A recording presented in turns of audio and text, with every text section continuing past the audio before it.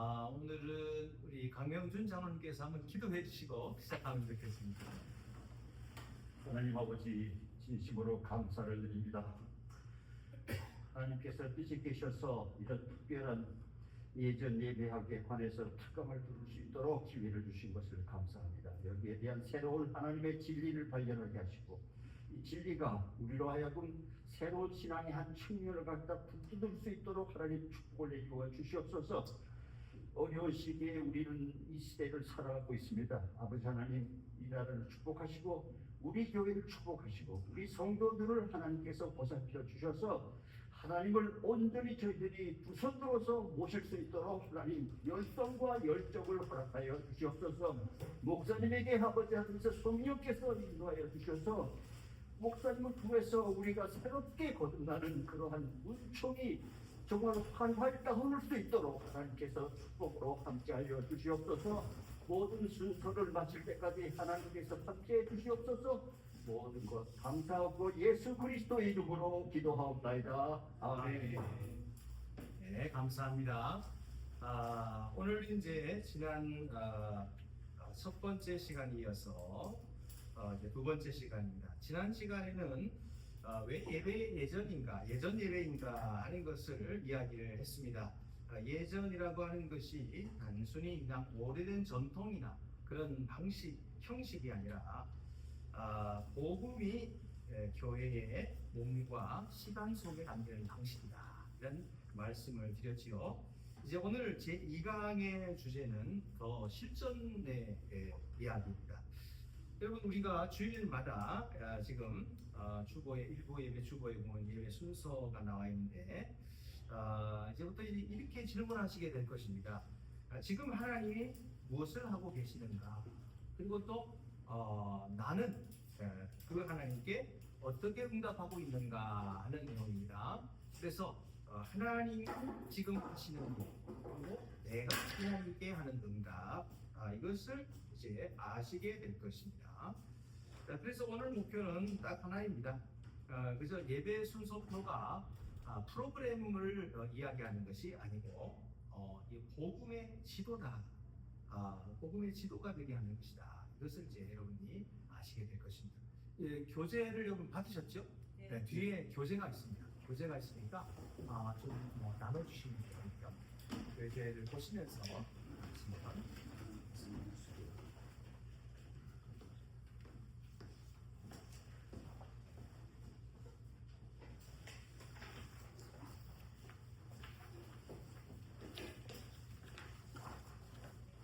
자, 이제 첫 번째로 말씀드릴 것은 예배라고 하는 것이 내가 주도하는 것이 아니고 하나님이 주도하시는 것이다 하는 것입니다. 여러분, 그 예배를 생각하시면 보통 이런 말들을 하시죠. 오늘 그 찬양이 은혜로웠습니다. 오늘 설교가 좋았습니다. 또 예배 분위기가 좋았습니다. 이렇게 이야기를 하십니다. 물론 그런 것들도 다 소중합니다. 그런데 예전 예배는 한 가지 더 근본적인 질문을 던지게 됩니다. 그것은 예배 주체가 누구인가 하는 것입니다. 예배 주체가 누구인가? 예전 예배의 대답은 분명합니다. 예배 주체는 하나님이시다. 하나님이시다. 그래서 우리는 예배를 만드는 사람이 아니라 하나님이 행하시는 은혜에 응답하는 사람입니다. 그래서 예전 예배는 나의 감정이 올라오느냐 하는 것에 중심을 두기보다는 하나님이 무엇을 하시는가 하는 것에 중심을 둡니다.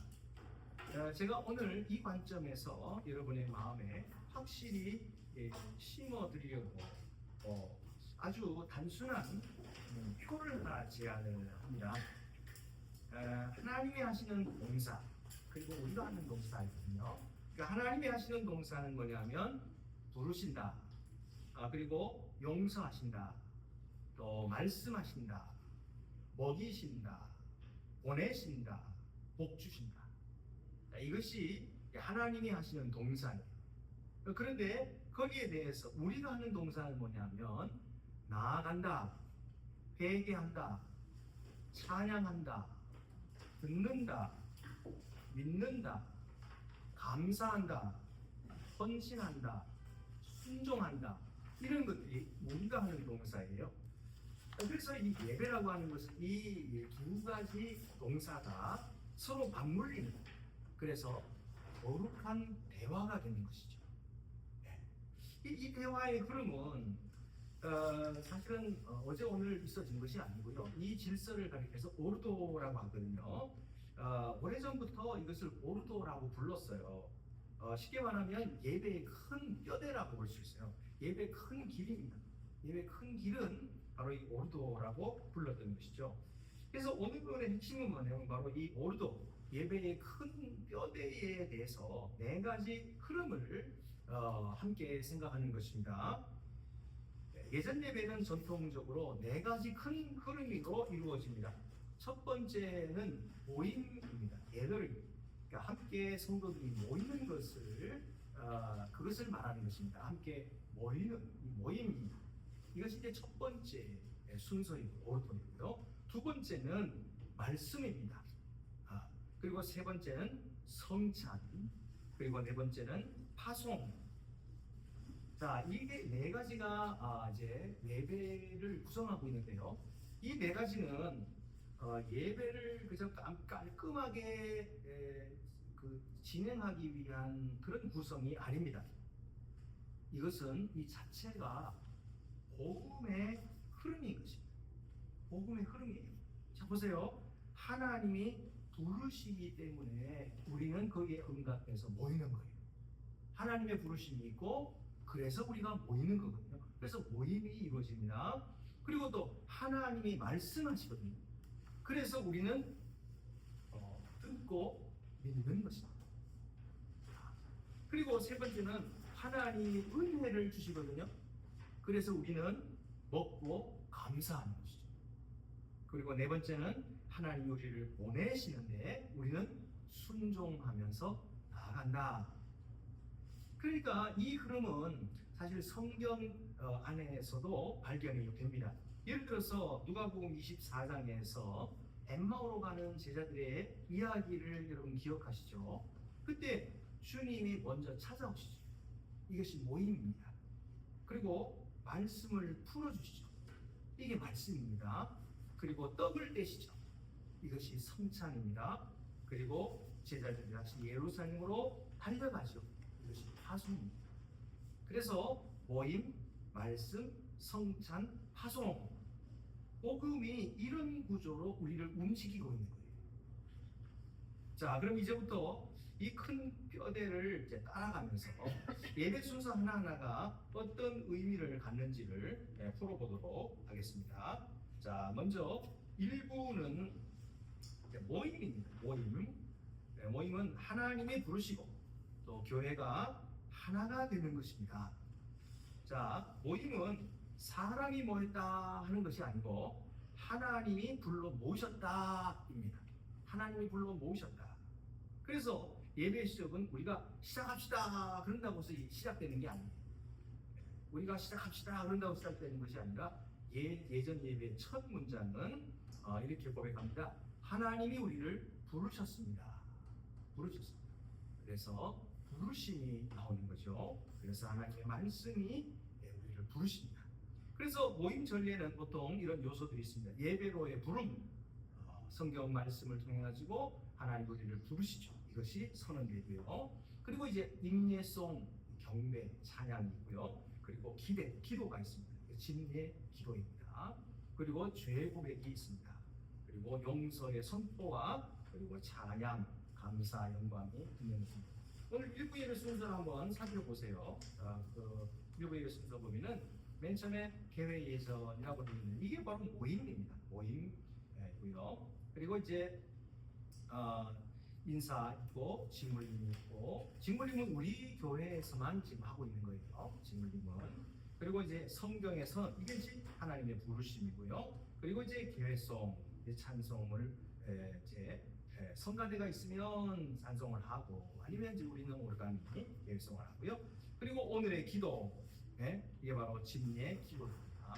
그리고 이제 찬송이 있죠. 그 다음에 바로 무엇이 들어갑니까? 죄의 고백과 용서가 바로 이 모임 속에 들어있는 거예요.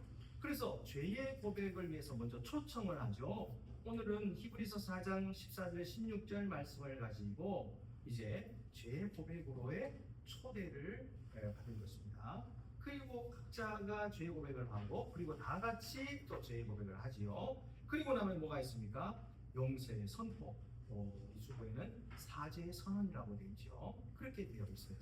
자, 그리고서는 거기에 대해서 어떻게 합니까? 찬양을 하는 거예요. 그래서 찬송 1장을 우리가 부르죠. 만국의 근 하나님 하면서 그 죄 용서에 대한 감사와 하나님께 영광을 돌리는 거예요. 여기서 여러분이 꼭 기억할 것은 이것입니다. 모임은 마음을 그냥 예배 모드로 만드는 그런 시간이 아니라 우리의 정체성을 회복하는 시간입니다. 모임 시간이 바로 우리의 정체성을 회복하는 시간입니다. 그러니까 나는 누구인가 하는 거예요. 나는 주님께 부름받은 하나님의 백성이다. 나는 주님께 부름받은 하나님의 백성이다 라고 하는 이 자기 정체성을 지금 다시 회복하고 갖는 시간이 모임 시간이다 하는 것이죠. 그런데 자주 이제 성도들이 묻는 질문이 왜 그 죄의 고백이 초반에 있습니까? 사람들을 좀 이렇게 감동시킨 후에 죄의 고백을 시키면 죄의 고백을 더 잘할 수 있지 않겠습니까? 이런 질문들을 합니다. 또 왜 시작부터 죄 얘기인가요? 분위기 처지지 않습니까? 이렇게 질문을 하는데 여러분 이 죄의 고백은 분위기를 죽이기 위한 그런 순서가 아닙니다. 죄의 고백은 복음의 문을 여는 시간이에요. 복음의 문을 여는 시간이에요. 그러니까 죄의 고백이 없으면은 우리는 둘 중에 하나로 흐르기가 쉽습니다. 첫 번째는 나는 괜찮아, 나는 괜찮다라고 하는 자기 의에, 자기 전에, 자기 의에, 나는 괜찮다라고 하는 자기 의로 흐르기가 쉬워요. 그리고 또 반대로 나는 안 된다라고 하는 자기 정죄로 흐르기가 쉬워요. 그래서 우리는 죄의 고백을 이 앞에 두는 것입니다. 그래서 자기 의를 자랑하는 것도 아니고 또 자기를 정죄하면서 자기를 무시하고 윽박지르는 것도 아니에요. 예전 예배는 이 죄의 고백 시간을 통해 가지고 우리를 세워줍니다. 뭘 어떻게 세워주느냐? 나는 죄인이다 라고 하는 정직함을 세워줍니다. 나는 죄인입니다 하는 정직함을 세워줍니다. 그리고 그러나 나는 용서받은 죄인이다 라고 하는 복음을 이어주는 것이죠. 그래서 이 죄의 고백이 있는 것입니다. 그리고서 이어지는 것이 뭐예요? 사죄에서는 용서의 선포죠. 이게 아주 중요합니다. 이것은 그냥 좋은 말이 아니에요. 이것은 복음의 공식적인 선언인 것입니다. 그러니까 하나님 안에서 너는 용서받았다 라고 하는 것을 선언하는 것입니다. 공식적으로 선언하는 것입니다. 그래서 여러분 이 선언이 매주마다 여러분의 영혼을 살리는 것입니다. 매주마다 여러분의 영혼을 살려주는 말씀인 것이죠. 그래서 이 죄의 고백과 용서의 선언은 선택사항이 아니에요. 해도 되고 안 해도 되는 선택사항이 아니라 예배가 복음으로 서기 위한 핵심적인 시간, 꼭 있어야 되는 시간, 꼭 있어야 하는 그런 예배의 필수적인 요소다 하는 것입니다. 자, 그러면은 이 모임의 열매는 무엇이냐? 개인에서부터 교회로 나아가는 거예요. 모임 전리의 마지막에서 우리는 혼자 나오고 끝나는 것이 아니에요. 성령께서 우리를 교회로 모으시다. 교회로 모으십니다. 이게 바로 공예배의 본질이지. 우리가 혼자서 예배드리는 게 아니고 다 같이 모여서 예배드리잖아요. 이 공예배의 본질이 바로 나만 예배드리는 것이 아니라 교회로서 예배드리는, 함께 공동체로서 한 몸으로서 예배를 드리는 것이다 하는 것입니다. 그래서 이제 다 같이 일어서서 만복의 하나님 찬송을 부르고 꼭 이 찬송을 불러야 되는 건 아니고요. 이것은 이제 영광송을 기뻐서 부릅니다. 하나님의 영광을 노래하는 찬송이 부분에 들어가게 돼 있어요. 자, 그다음에 이제 2부 거기는 말씀 예전이라고 되어 있는데 말씀입니다. 이거는 말씀인데요. 이것은 하나님이 말씀하시고 교회가 그 말씀으로 그 진리로 세워진다라고 하는 부분입니다. 그래서 말씀의 전례는 대략 어떤 요소로 구성되느냐 하면 첫째는 성경 봉독이죠. 그래서 오늘 우리 본문을 보면 우리 예배 순서를 보면은 조명하심을 구하는 기도, 말씀을 읽을 때에 성령께서 우리에게 빛을 비추어 주옵소서라는 그런 의미로 성령의 조명하심을 구하는 기도가 있지요. 그리고 그 다음에 이제 봉독에 대한 응답이 나옵니다. 그래서 봉독할 때에 우리는 봉독하기 전에 봉독자가 성령께서 교회에게 주시는 말씀을 들으십시오. 그리고 봉독한 후에는 주님이 주시는 말씀입니다. 이렇게 하면은 모든 회중들이 주님께 감사를 드립니다. 이렇게 말을 합니다. 자, 이렇게 함으로써 아멘하고 감사를 드리는 거예요. 그리고 응답하는 것입니다. 자, 이렇게 해서 말씀이 읽고 그 성경 봉독이 있고요. 그 다음에는 설교가 있습니다. 설교는 우리가 잘 아는 것이고요. 그 다음에 설교 후에 신앙 고백이 나오고요. 그리고 교회 기도, 우리는 회중의 기도라고 하는 중보 기도가 나와 있습니다. 자, 그래서 봉독이라고 하는 것은 그냥 읽는 시간이 아니에요. 하나님이 말씀하시는 사건입니다. 하나님이 말씀하시는 사건이다.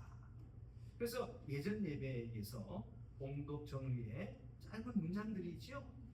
성령께서 교회에게 주시는 말씀을 들으십시오. 또 봉독 후에는 주님이 주시는 말씀입니다. 그렇게 할 때에 왜 그렇게 하느냐? 또 들은 사람들은 회중들께서는 주님께 감사를 드립니다. 이런 문장들이 그냥 형식적인 것처럼 보일 수가 있습니다. 하지만 이것은 교회가 함께 고백하는 것입니다. 교회가 그 말씀 앞에 함께 고백하는 겁니다. 그러니까 지금 들은 우리가 지금 들은 것은 의견이 아닙니다. 이것은 하나님의 말씀입니다. 사람의 의견이 아니에요.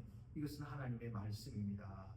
하고 선포하는 것이고, 그래서 봉독이라고 하는 것은 단지 정보를 전달하는 것이 아니라 하나님의 현존과 하나님의 행위를 기대하는 시간이다 하는 것입니다. 하나님의 현존, 여기에 하나님이 계시고, 그리고 또 하나님이 이제 하시는 행동, 하나님 우리를 구원하시고 우리를 살리시고 우리를 복 주시는 그 하나님의 행동을 기대하는 시간입니다. 자, 그다음에 이제 설교죠. 설교는 우리 개신교에서는 아주 발달되어 있습니다. 예전에는 설교가 그렇게 발달되어 있지 않았어요. 그저 예전만 있었어요. 그리고 설교는 아주 미약했습니다. 그런데 종교개혁으로 말미암아 그 예배에서 설교의 비중이 굉장히 높아졌어요. 왜냐하면 설교를 통해서 하나님의 음성을 듣는 시간이기 때문입니다. 그래서 말씀 전례의 왕이라는 그런 말도 있지만 그게 아니에요. 그게 아니라 말씀 전례의 봉사자입니다. 이 설교라고 하는 것은 말씀 전례의 봉사자. 설교가 중요하지 않다는 뜻이 아니고요. 오히려 더 중요한 자리로 세우기 위한 관점입니다. 그래서 설교라고 하는 것은 내가 하고 싶은 말이 아니라 봉독된 말씀이 지금 교회에게 무슨 뜻인지를 섬겨주는 역할, 그게 바로 설교예요. 그래서 이 관점이 생기면 성도들의 태도도 달라지죠. 오늘 설교가 나랑 맞나? 그런 것이 아니라 하나님이 나에게 무엇을 말씀하시나 하는 것으로 태도가 바뀌게 됩니다. 자, 그 다음에 이제 신앙 고백이 나옵니다. 이제 설교 후에 신앙 고백이 나오는데 이것은 암송이 아니고요. 이것은 공동의 고백입니다. 공동의 고백이에요. 그래서 사도신경을 왜 자주 고백합니까? 그럴 때에 개인의 감정이라고 하는 것은 주마다 흔들리죠. 하지만 교회의 믿음은 흔들리지 않는 토대가 됩니다. 그래서 신앙 고백은 이렇게 선언하죠. 나는 지금 내 기분으로 서 있는 것이 아니라 교회의 믿음 위에 서 있다라고 고백하는 거예요. 여러분, 사도신경을 고백할 때에 나 혼자가 아니라 교회와 함께 서 있다라는 감각을 느껴보신 적이 있으신가요? 사도신경을 고백하면서 나 혼자가 아니라 교회와 함께 서 있다 하는 것을 이제 한번 느껴보시길 바랍니다. 자, 그 다음에 이제 교회 기도가 나오고요. 우리는 이제 회중의 기도라고 이름을 붙였는데요. 이것은 개인의 기도가 모여있는 그런 합이 아니고 교회의 숨이다, 교회의 호흡이다, 그렇게 말할 수 있습니다. 그래서 중보 기도는 기도 잘하는 사람이 대표로 기도해 주는 그런 시간이 아니고 교회가 하나님의 뜻 앞에 서서 세상과 이웃을 품는 시간. 그래서 요즘에 우리가 성경 공부할 때도 보면 이 레위기의 민수기에 나오는 그 내용은 레위기에 나오죠. 보면은 성막 가까이에 누가 진을 칩니까? 레위인들이 진을 치죠. 그래서 어떻게 합니까?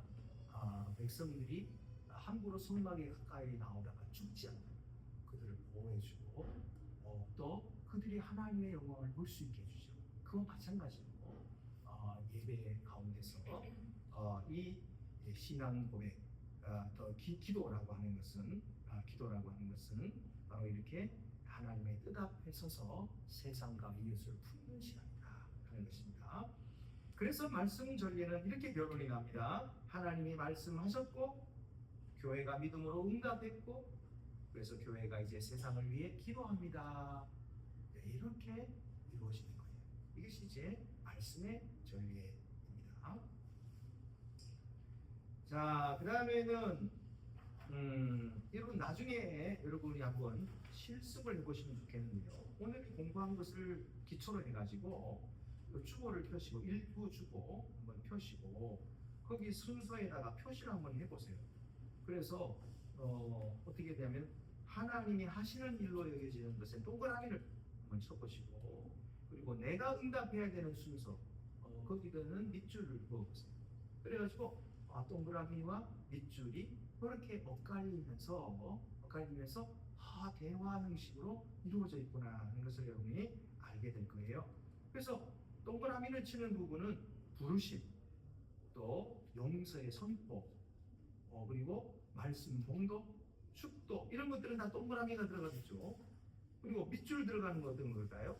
내가 응답하는 순서니까 찬양이라든지 죄 고백이라든지 아멘 그리고 또 신앙 고백, 봉헌, 파송의 응답 이런 것들이 다 내가 응답하는 것이죠. 그래서 이 예배는 그렇게 하나님이 하시는 일과 내가 응답하는 일로 이렇게 계속 왔다 갔다 하면서 대화하도록 되어 있는 거예요. 그렇게 보시니까 어떻습니까? 그 예배 순서가 갑자기 다르게 보일 거예요. 이제 예배는 이 진행표가 아니구나. 그냥 단순히 이런 진행 순서를 표시하는 것이 아니고 하나님과 교회 사이에 대화의 문이로구나. 그래서 이 예배가 여러분에게 새롭게 다가오게 될 것입니다. 자, 이제 세 번째는요, 3부 성찬에 대해서입니다. 성찬. 이것은 하나님이 복음을 먹여주시고 마시게 하신다 그런 뜻이에요. 그래서 오늘은 사실 성찬을 깊게 다루지는 않겠습니다. 왜냐하면 이제 다음 강의들 4강에서부터 6강 사이에 이 성찬을 아주 자세하게 다루게 될 것입니다. 다만 오늘은 오르도 안에서의 성찬 왜 여기 있는지 그것만 좀 잡도록 하겠습니다. 자, 왜 말씀 다음에 성찬인가? 그것은 말씀은 복음을 선포하는 거거든요. 그리고 성찬은 그 복음을 받아 먹게 하는 것입니다. 그래서 말씀이 있고 그리고 성찬이 있는 거예요. 그러니까 말씀은 귀로 들어오죠. 근데 성찬은 손과 입과 입을 통해서 몸으로 들어옵니다.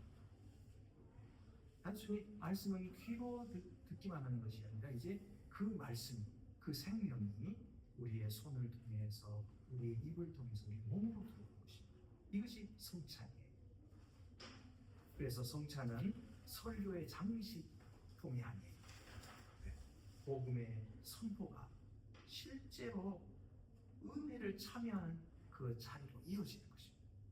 예. 그래서 종교개혁가들은 매주마다 성찬이 있어야 한다라고 말했어요. 마틴 루터도 그랬고 또 칼빈도 그랬어요. 매주마다 성찬이 있어야 한다. 아. 그래서 오늘날 우리는 왜 그렇게 이브 예배 때는 매주 성찬 안 합니까? 또 다른 교회는 왜 그럽니까? 그것은 성찬하는 시간이 너무 많이 걸리고 그리고 또 번거롭고 매주마다 성찬 준비하고 너무 번거롭고 그래서 그냥 1년에 한 차례 또는 2차례 성찬하고 말아요. 그러나 원래 그렇지가 않아요. 원래는 매주마다 성찬하게 되는 거죠. 네, 우리는 일부 예배 때 매주마다 성찬하고 있습니다. 자, 그다음에 성찬의 기본 흐름을 생각해보면요. 성찬에는 대체로 이런 흐름이 있습니다. 오늘 오도를 보는 측면이니까요. 첫 번째는 하나님께 감사가 나와요. 이것을 대감사라고도 해요. Great thanks. 그래서 대감사, 하나님께 감사하는 기도가 나옵니다. 그리고 기억이 나옵니다. 이것은 뭐냐면 그리스도의 십자가를 기억하는 그런 내용이 나오게 돼 있어요. 그러니까 여러분은 그냥 목사님 인가 보다 이제 그러고만 지내시는데 사실은 그것이 아니고 그 내용이 다 이렇게 조직이 되어 있어요. 내용 함부로 아무데나 안 보는 게 아니에요. 그 내용이 이렇게 조직되어 있다. 이것을 배우시는 거예요. 그리고 세 번째는 뭐냐면 성령의 도우심을 구하는 것입니다. 그래서 성령께서 믿음을 일으켜 주시는 그렇게 구하고요. 그리고 네 번째 가서 떡을 떼고 나는 왜 빨리 떡을 안 주시고 목사님 하신 말씀이 이렇게 깁니까? 그러는데 그게 떡을 그냥 무조건 먹는 게 중요한 게 아니에요. 그게 아니라 이 떡을 왜 떼는지 그리고 우리에게 주신 것이 얼마나 큰 은혜인지 그것을 알고 받아야 그래야 그것이 생명이고 그것이 우리의 능력이 돼요. 그래서 그 시간이 필요하고 우리에게 감사하는 시간 그리고 예수 그리스도를 기억하는 시간 그리고 성령의 도우심을 구하는 시간 이런 시간들이 필요합니다. 그래서 그 내용을 여러분 앞으로 자세히 들여다보세요. 그러면 그러네. 목사님 이제까지 그냥 아무 생각 없이 하신 것 같은데 그게 아니라 이런 내용들이 거기 들어있었구나 알게 되고요. 여러분이 새롭게 경험하시면 될 것입니다. 그리고 나서 참여 후에 감사의 기도가 있죠. 이것이 핵심입니다. 그래서 성찬은 단지 기념하는 것이 아니라 주님이 교회를 먹이신다. 그리고 주님이 교회를 새롭게 하신다 하는 이 은혜의 의미입니다. 이 은혜를 받는 시간이에요. 그래서 성찬을 통해서 이 은혜에 참여하는 것입니다. 자, 네 번째로는 파송입니다. 이 예배가 파송으로 끝난다 이렇게 생각하는데 아니고 그게 이제 시작이에요. 파송이 시작입니다. 이게 무슨 뜻인가? 마지막 흐름이 파송인데요. 많은 분들이 생각하기를 축도하면 끝이다 이렇게 생각하는데 예전 예배는 반대로 봅니다. 축도는 끝이 아니라 시작입니다. 예배는 교회당에서 닫히는 것이 아니라 세상으로 열리기 때문에 세상으로 문이 열리는 시간 그게 바로 파송의 시간이에요. 그래서 파송 전례에는 대체로 어떤 요소들이 이런 요소들이 포함되어 있습니다. 공헌 이것은 헌금 헌신의 표현입니다. 우리가 하나님께 우리 자신을 드립니다 라고 하는 헌신의 표현입니다. 그리고 공적인 파송의 선언이 있습니다.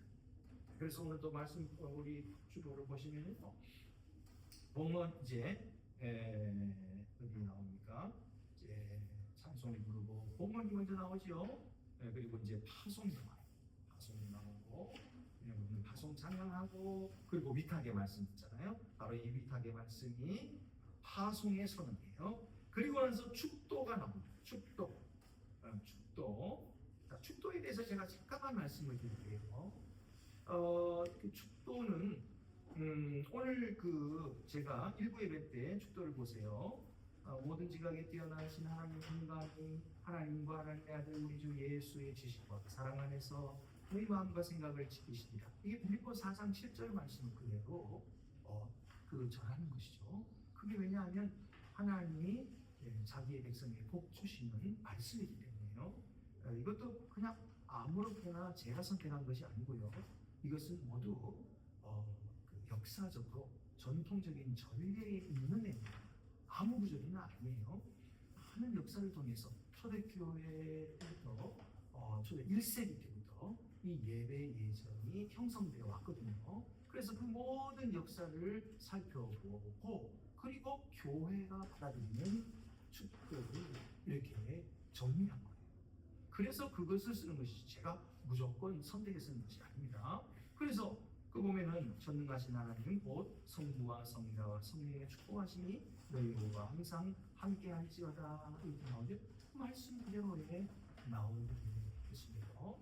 근데 함께할지어다라고 말씀하시는 것을 문제 삼는 사람들이 있습니다.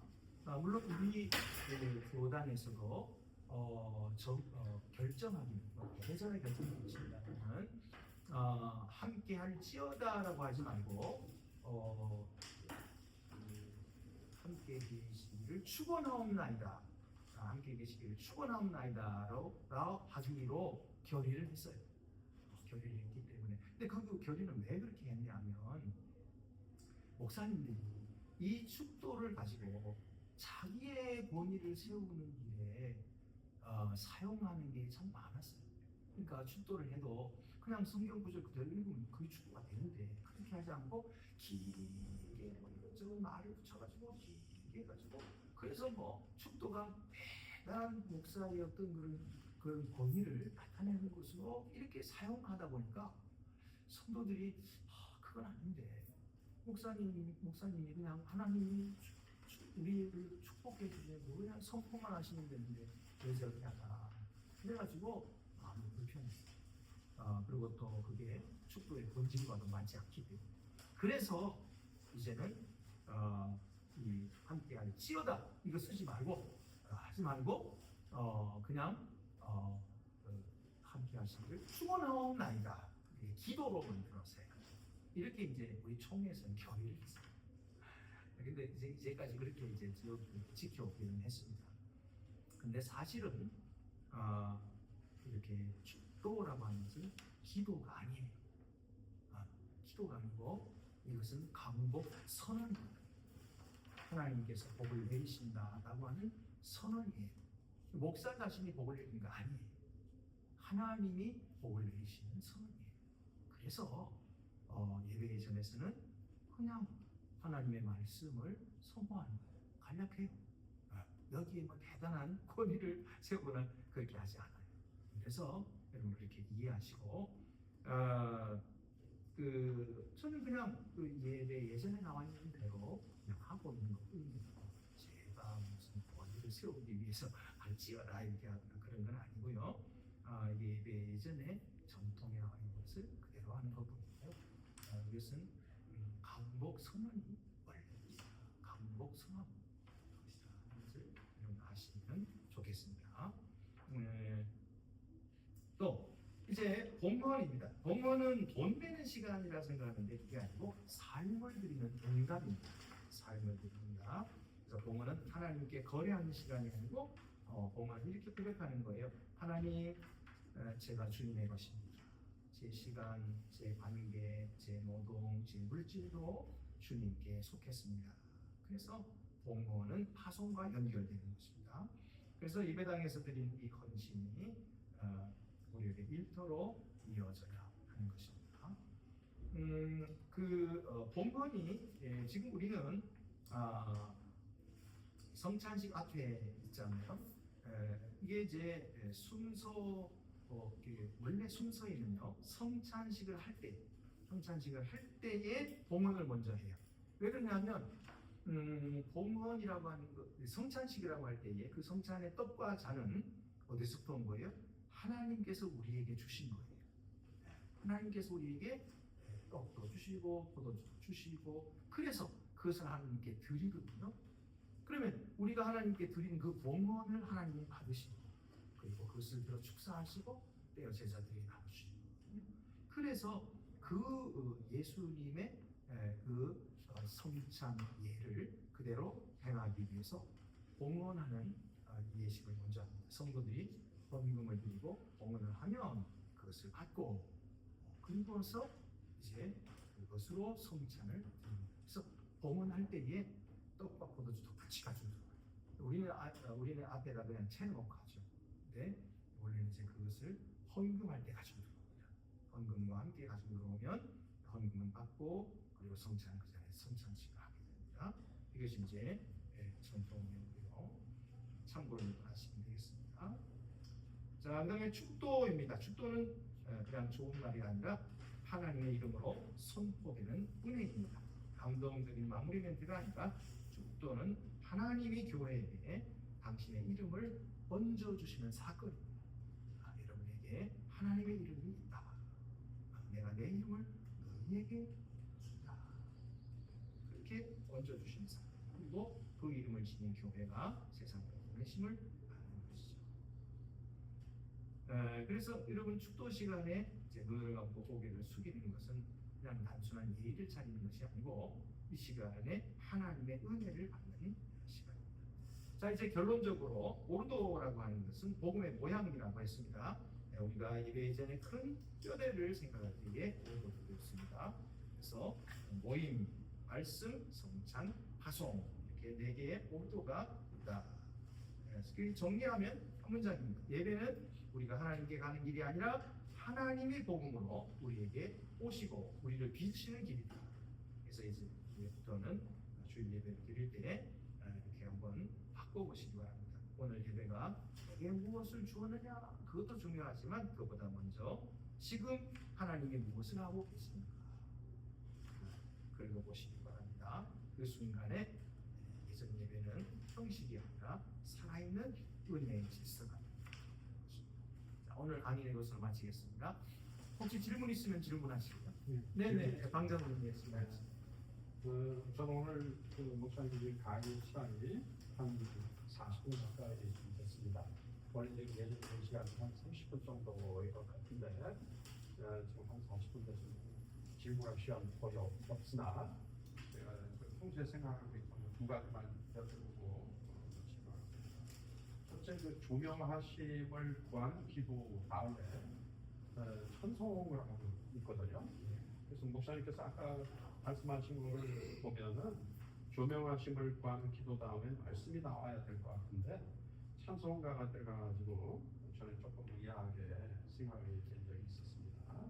그 점에 대해서 한번 왜 그런지 설명을 좀 해주시고 그다음에 두 번째로는 신약의 말씀, 구약의 말씀, 신약의 말씀, 그 다음에 복음서 말씀이 있는데 복음서도 신약입니다.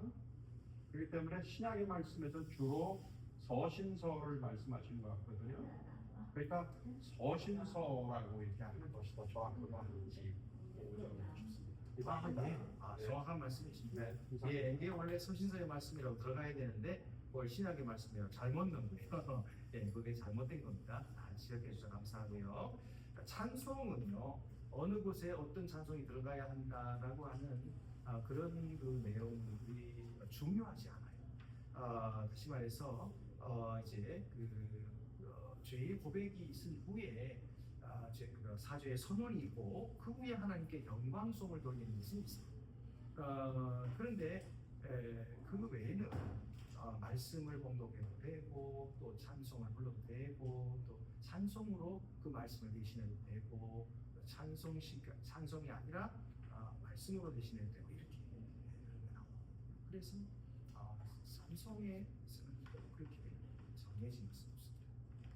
또 다른 질문 없습니다. 자, 그럼 마치도록 하겠습니다. 자, 제가 기도하고 마치도록 하겠습니다. 하나님 아버지 감사합니다. 오늘도 저희들이 하나님을 예배하는 이 예전 예배에 대해서 배울 수 있게 해주시고 또 새로운 깨달음을 주신 것을 감사합니다. 우리가 하나님의 부르심 앞에 순종하며 나아갈 때마다 하나님이 우리를 불러주시고 우리를 속죄해 주시고 그리고 우리에게 새로운 능력을 주시며 말씀으로 또 성찬으로 우리에게 은혜 베푸시는 것을 깨닫게 하시고 더욱더 주님의 마음에 기뻐 받으시는 예배를 드릴 수 있도록 도와주시옵소서. 함께 하신 주님께 감사하고 예수님의 이름으로 기도드립니다. 아멘. 수고 많으셨습니다.